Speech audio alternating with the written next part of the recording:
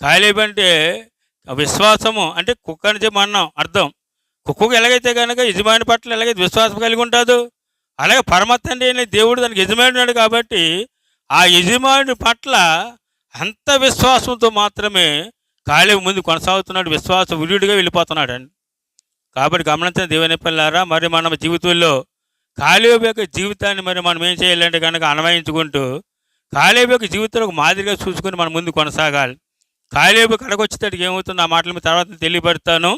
ఇప్పుడు 3 మాటలు మనం జ్ఞాపకం చేసుకొని ఉన్నాం. ఒకడు చూసినట్లయితే కనుక నిండు మనసుతో యెహోవాను అనుసరించిన వాడు ఈ కాలేబు.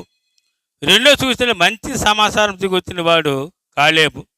మూడో చూసినట్లయితే కనుక తన జీవిత సాక్ష్యాన్ని తన జీవిత సాక్ష్యాన్ని మనం చూసినట్లయితే కానీ ఇతరుల పట్ల ఇతరుల తన జీవితం గురించి మంచి సాక్ష్యం పొందినటువంటి వాడు కాలేబు అండి.